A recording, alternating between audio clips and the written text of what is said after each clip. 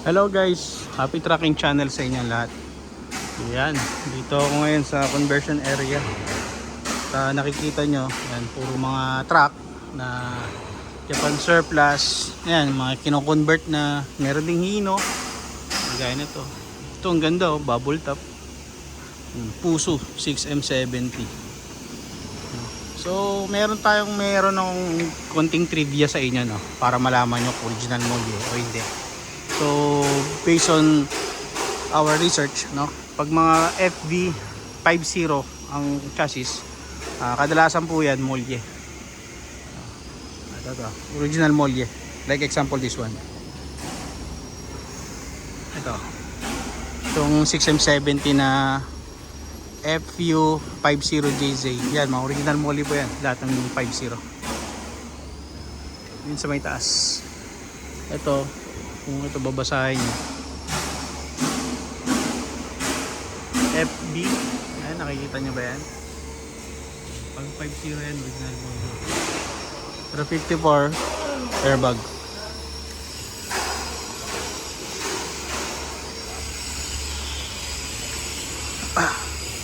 Yan, meron din ditong Hino 6 stud. Ganda, laki ng gulong. NPR freezer. At meron din ditong ito 4P10 ang maliliit 6 stud forward. N-Series FR CYL ito. F1 Wingban NKR Speed truck. At meron din dito, ayan o, 2-wheeler din. Ayan to, may cat eye. Ito, meron din ditong 10-wheeler din o. CRDI guys, CRDI na 6WF1 CYL airbag. Meron din dito 12-wheeler bubble top. So silip pa tayo dito. Ayan, meron naman dito cabin chassis. And then ito, meron din dito mga NPR oh. Medyo masikip. Hindi na tayo magkasya doon. Ganda na itong 12-wheeler na to, stainless.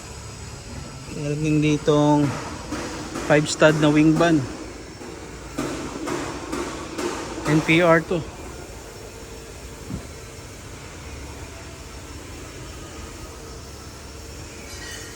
CY8 6Z1 no? Old face. Meron din no, and mga elf na available pa. Ayan, tapos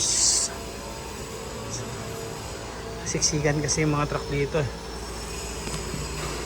Ayan o, may bagong dating. Ayan, mga feed truck. So guys, maraming salamat sa panonood nyo. Happy tracking channel everyone. Thank you. Bye bye and God bless.